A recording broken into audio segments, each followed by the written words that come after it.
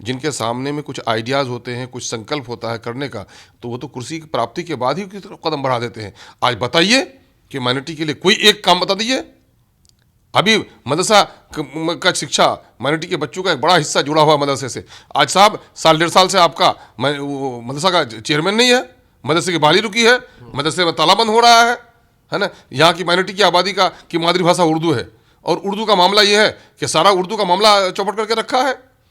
तो आखिर कर क्या रहे हैं? हाई स्कूल से भी उर्दू को ये लोग ख़त्म कर रहे हैं। तो हम ये तो सारे ऐसे मामले में कि रिपीटेशन हम लोग कर रहे हैं, बार बार सरकार को याद दिला रहे हैं। हम उसका विरोध थोड़े कर पा रहे हैं, विरोध करने की हमारी शक्ति भी नहीं है, लेकिन मामला ये है कि जबान है तो याद तो दिलाएंगे। नमस्कार, मैं हूं देवांशु, आप देख रहे हैं न्यूज़ फॉर नेशन। इस वक्त हमारे साथ बात करने के लिए AIMIM के प्रदेश अध्यक्ष अख्तरुल ईमान जी होंगे। सर, सबसे पहला सवाल ये है कि मिशन कुर्नी आपके लिए कामयाब रहा या नाकामयाब रहा? भाई, हम तो इलेक्शन वहाँ हारे हैं, लेकिन हमारे कैडर खड़े हुए हैं, पार्टी का परिचय हुआ है। हमारे लिए क्षेत्र नया था, संगठन कमज़ोर था, और हम अपने संगठन विस्तार के लिए, चूँकि जाहिर है कि पहली बार में एकदम माँ के गोद से निकल के कोई तो दौड़ता नहीं है, हमने अपना प्रयास किया है। ठीक है। आपका सबसे बड़ा दुश्मन सियासी कौन है? हमारा दुश्मन कोई नहीं है। मौजूदा वक्त जो निज़ाम है, जो सिस्टम है, उस सिस्टम को बड़ा दुश्मन समझते हैं। पार्टियां बदल रही हैं, हुकूमतें बदल रही हैं, लेकिन हमारे बारे में इंसाफ करने के लिए कोई तैयार नहीं हो रहा है। बीजेपी के साथ थे नीतीश बाबू, तो उस वक्त हम लोग समझते कि बीजेपी के साथ दबाव है, लेकिन अब तो तेजस्वी के साथ आ गए हैं, तो अब तो कम से कम माइनॉरिटी के लोगों के साथ इंसाफ होना चाहिए, सीमांचल को हक मिलना चाहिए, उर्दू आबादी, उर्दू के मसाइल हल होने चाहिए। लेकिन अब तक कोई चीज़ें अभी सांकेतिक तौर पर भी हम लोग नहीं देखे हैं, तो हम समझ नहीं पा रहे हैं कि आखिर हमारा होगा क्या। लेकिन कहा जाता है कि मुस्लिम पसंद मुख्यमंत्री हैं, ये तो JDU के लीडर लगातार कहते हैं।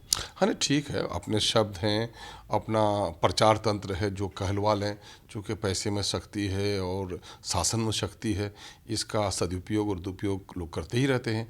ये सारा ढंढोरा है। मुझे बता दें लोग कि इन 32 सालों में मैं सामाजिक इंसाफ की बात करने वाले और इंसाफ के साथ तरक्की की बात करने वाले दोनों लोगों से पूछता हूँ, 15 साल राजद के और 17 साल नीतीश जी के, बताया कि अक़लियतों को क्या दिया इसने? अक़लियत के लोग कहाँ हैं? दलितों का उत्थान क्यों नहीं हुआ? बिहार में अभी तक दलितों के घर के छप्पर में क्यों नहीं घास है? इनके बच्चों को नौकरियां क्यों नहीं मिल पा रही हैं? अक़लियत के लोगों को इंसाफ क्यों नहीं मिल पा रहा है? 18% आबादी और चपरासी में भी 6% अब तक उसकी बहाली क्यों नहीं हो पाई? उनके दूसरे जो मसाइल हैं, अक़लियतों का एक बड़ा हब है सीमांचल। सीमांचल में आज भी पूरे बिहार में सबसे प्रति व्यक्ति आय कम है, पलायन सबसे ज़्यादा वहाँ पर है, बाढ़ के लोग ग्रस्त हैं। क्या इंसाफ क्यों नहीं मिल पा रहा है? वहाँ की 40-40 किलोमीटर की दूरियों में पुल क्यों नहीं बन पा रहे हैं? बाल मजदूर अब सबसे ज़्यादा वहाँ पर क्यों है? ये सारे मसाइल हैं। इन 15 सालों में मेरी आंखें तो देख रही हैं, मैं खुद 40 सालों से पटने का सफ़र करता हूँ, तो मामला ये है कि आज भटक जाता हूँ। इतने सारे ओवर ब्रिजेस बन गए, फिर आप मेट्रो का काम चला रहे हैं, आप मेरिन ड्राइव बना लिए, आप गंगा पर इतने नज़दीक में पुल बना लिए। क्या इसके अनुपात में सीमांचल में कोई विकास हुआ है? क्या बच्चों को अच्छे स्कूल मिल पाए, अच्छे हॉस्पिटल्स मिल पाए, रोज़गार को कोई मौका आया, नदियों पर कोई पुल का बन सका, बाढ़ से बचाव का कोई काम हो सका? कहाँ कुछ हो रहा पड़ा है? अलीगढ़ यूनिवर्सिटी का कैंपस वहाँ पर आया, ज़मीन देने में आपने लेट किया, और आज तक केंद्र से पैसा दिलवाने में डबल इंजन की सरकार थी, ये काम हो जाना चाहिए था, क्यों नहीं हुआ? तो हमारे लिए तो कुछ भी नहीं किया। अगर डबल इंजन की सरकार थी, आप थे इसलिए भाजपा के साथ थे कि बिहार की विशेष राजकीय लड़ाई लड़ रहे थे, तो बिहार की विशेष राजकीय लड़ाई लड़ रहे थे, तो बिहार में सबसे पिछड़ा है सीमांचल, तो विशेष क्षेत्र का मामला क्यों नहीं उसके साथ आप कर रहे हैं? आप अगर चाहते डबल इंजन की सरकार में तो अलीगढ़ यूनिवर्सिटी खड़ी हो जाती। आप नालंदा में यूनिवर्सिटी खड़ी करना चाह रहे हैं, आप सारा कुछ को केंद्रित करके पटने में कर रहे हैं और उस क्षेत्र की अनदेखी कर रहे हैं। ये सारे सवाल तो मुँह खोले खड़े हैं आज भी। देखिए, अभी तो 4 महीने हुए हैं महागठबंधन की सरकार बने हुए। सरकार बनने से बस कुछ दिन पहले ही तेजस्वी यादव ने सीमांचल आयोग की भी बात कही थी और कहा था कि वो सीमांचल जाएंगे और सीमांचल के विकास को लेकर सजग नजर आ रहे थे। तो नहीं लगता कि तेजस्वी को थोड़ा और वक्त देना चाहिए? नहीं, तो मैं तो वक्त दे ही रहा हूँ, मुश्किल है कहाँ, मैं याद दिला रहा हूँ। अटैकिंग मोड में नजर आ रहा है। नहीं नहीं नहीं, मैं याद दिला रहा हूँ। मैं कह रहा हूँ 4 महीना भी, 3-4 महीने भी सरकार की नियतों के लिए मौका आए तो फ़ौरन काम करना चाहिए। आपकी प्रायोरिटी का मसला था ना, तो आप तो करते ना, कहाँ कुछ ऐसा नहीं किया। अभी एक मामला है उर्दू ट्रांसलेटरों का, असिस्टेंट ट्रांसलेटरों की बहाली होनी है, क्रीमी लेयर का मामला है साहब। सच्चे माने में क्रीमी लेयर बहाली के वक्त आज से 4 साल पहले आप कोई अप्लाई किया था, मुमकिन है कि उस वक्त गरीब था, आज उनके घर में IAS UPSC क्वालिफाई करिए है कोई, तो क्रीमी लेयर आज चाहिए। थोड़ी सी त्रुटि की वजह से आज यहाँ पर हज़ारों जगह खाली है ट्रांसलेटर की, बहाली के लिए उनको तरपा रहे हैं। उर्दू के 12,000 बच्चे डंडे कब से खा रहे हैं, 8 सालों से। बीच में आपकी हुकूमत आई 18 महीने के लिए, क्यों नहीं बहाल किया आपने? और अभी भी 4 महीने होने जा रहे हैं, आप क्यों नहीं मामला को तय कर रहे हैं? तो बच्चे के पाँव तो पालने में देखे जाते हैं ना। तो सवाल सरकार आते आते ही जो गंभीर लोग होते हैं, जिनके सामने में कुछ आइडियाज़ होते हैं, कुछ संकल्प होता है करने का, तो वो तो कुर्सी की प्राप्ति के बाद ही की तरफ कदम बढ़ा देते हैं। आज बताइए कि माइनॉरिटी के लिए कोई एक काम बता दीजिए। अभी मदरसा का शिक्षा, माइनॉरिटी के बच्चों का एक बड़ा हिस्सा जुड़ा हुआ मदरसे से। आज साहब 1.5 साल से आपका मदरसा का चेयरमैन नहीं है, मदरसे की बहाली रुकी है, मदरसे में ताला बंद हो रहा है ना। यहाँ की माइनॉरिटी की आबादी का की मातृभाषा उर्दू है, और उर्दू का मामला ये है कि सारा उर्दू का मामला चौपट करके रखा है। तो आखिर कर क्या रहे हैं? हाई स्कूल से भी उर्दू को ये लोग ख़त्म कर रहे हैं। तो हम ये तो सारे ऐसे मामले में कि रिपीटेशन हम लोग कर रहे हैं, बार बार सरकार को याद दिला रहे हैं। हम उसका विरोध थोड़े कर पा रहे हैं, विरोध करने की हमारी शक्ति भी नहीं है। लेकिन मामला ये है कि ज़बान है तो याद तो दिलाएंगे।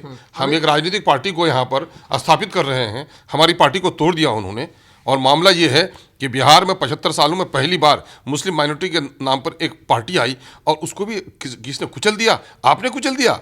वो लालू जी के लोग, मूवमेंट के लोग, जो लोग कहते हैं कि दलितों, अकलियत के लोगों आगे बढ़ो, नेतृत्व पैदा करो, और आपके कहने पर हमने नेतृत्व पैदा किया, तो आप हम ही को कुचल रहे हैं। तो वो आपके शब्द थे या शब्द का जाल था, ये तो तय करना पड़ेगा लोगों को।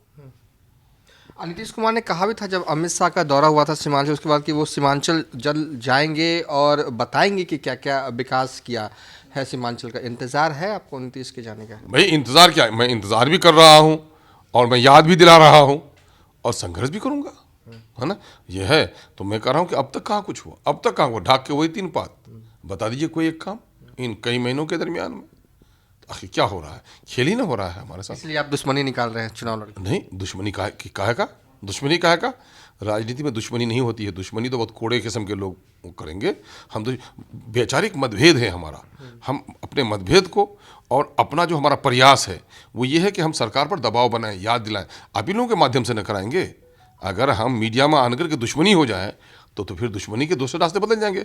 हम लोग अपवित्र राजनीति नहीं करते, हम तो लोकतांत्रिक व्यवस्था पर विश्वास रखते हैं, और लोकतांत्रिक अंदाज में ही अपनी बात को कान में सुनाते हैं। चूँकि जो लोग आ जाते हैं सरकार में, उनकी जिम्मेदारियां भी बढ़ जाती हैं, और ज़रा सा कभी कभी आदमी ज़्यादा खाना खा लेता है तो बदन ऐंठ भी जाता है। जब सत्ते में आ जाते हैं तो लोगों को सत्ते का सुख ज़रा सा बहुत सारी चीज़ों को भुला देता है। तो हम लोग ज़रा सा याद दिला रहे हैं कि सत्ता सुख ही नहीं, जनता का दुख भी सुनिए। आप मानते हैं कि आपकी वजह से बीजेपी जीती है कुर्नी में? बिल्कुल नहीं, बिल्कुल गलत। अगर मेरी वजह से कुर्नी में जीते तो इससे पहले भी तो जीत हार हुई है। अभी तो आप पहले चलिए ना, वहाँ पर मैं जितना वोट लाया हूँ उससे ज़्यादा से वो हारे हैं। उसे मेरा वोट चला भी जाता तब भी वो नहीं जीत रहे थे। लेकिन चलिए आप गोपालगंज में 17 साल से कौन थे, 15 से लेकर के 20 तक कौन जीते थे? मेरी वजह से जीते थे। और नुकसान तो हुआ ना महागठबंधन भाई, अगर मैं कह रहा हूँ नुकसान हुआ तो वो अगर चाह रहे हैं नुकसान करने के लिए, हमारे नेता ने साफ पूछा हमको, अवैसी साहब ने, कि भाई यहाँ लोग आपके यहाँ अप्लीकेशन दिए हुए हैं, हमारे पास पैरवी कर रहे हैं, तो क्या आप लोग इलेक्शन लड़ रहे हैं? मैंने कहा कि सर हम लोग तो इलेक्शन अभी लड़ने के बारे में विचार कर रहे हैं, सोच रहे हैं। कहा कि क्यों निर्णय क्यों नहीं लिया? क्या किसी पार्टी ने, जिसको आप लोग सेकुलर कहते हैं, किसी पार्टी ने आपको कहा भी कि मतलब ये? मैंने कहा नहीं सर, ऐसा कुछ तो किसी ने नहीं कहा। कहा कि जब उनको गरज नहीं है तो फिर आपके कैडर हैं, लड़ना चाहते हैं तो राजनीतिक पार्टी तो लड़ना चाहिए आप लोगों को। तब हम लोग लड़े हैं, तब लोग लड़ रहे हैं। भाई हम तो चाह रहे हैं कि यहाँ पर बीजेपी नहीं आए, लेकिन कुछ लोगों को खुन्नस है कि भाई बीजेपी आए लेकिन माइनॉरिटी की लीडरशिप नहीं आए। तो माइनॉरिटी का दुश्मन कौन बड़ा है ये बता दीजिए आप। ये कुछ लोग कौन है? अब कुछ लोग कौन है ये समझने की बात है। ये कुछ लोग वही लोग हैं जो लोग बीजेपी को जितवा रहे हैं। तेजस्वी का बोल रहे हैं अब जो लोग जीता है वो जीत में जो भी शामिल हो, वो हों, उनके लोग हों, उस विचारधारा के लोग हों, माइनॉरिटी के हों, नॉन माइनॉरिटी के हों, सब लोग उसमें शामिल हैं। कभी कहा था वहाँ इसमें कि नंबर 1 दुश्मन है कांग्रेस के, मुख्यमंत्री ने कहा था आसाम में कि नंबर 1 दुश्मन है मेरा अजमल, है ना, और नंबर 2 दुश्मन है बीजेपी। और लगता हम लोग भी लोगों का हो गए हैं कि बीजेपी नंबर 2 दुश्मन हो गई, नंबर 1 दुश्मन MIM हो गई है बिहार में। ये तो बड़ा अजीब सा मसला है, बड़ा अजीब सा मसला है। हम कह के सन ऑफ मल्लाह लड़े, इलेक्शन लड़ने की इजाज़त है, सन ऑफ माझी लड़े, सन ऑफ कोयरी कुर्मी लड़े, सन ऑफ यादव लड़े, सब लड़े, और सन ऑफ माइनॉरिटी लड़े तो पोटो में ऐठन होती है। क्यों भाई? लोकतंत्र में कोई किसी का गुलाम है क्या? तो ये तो बड़ी अजीब सी बात है।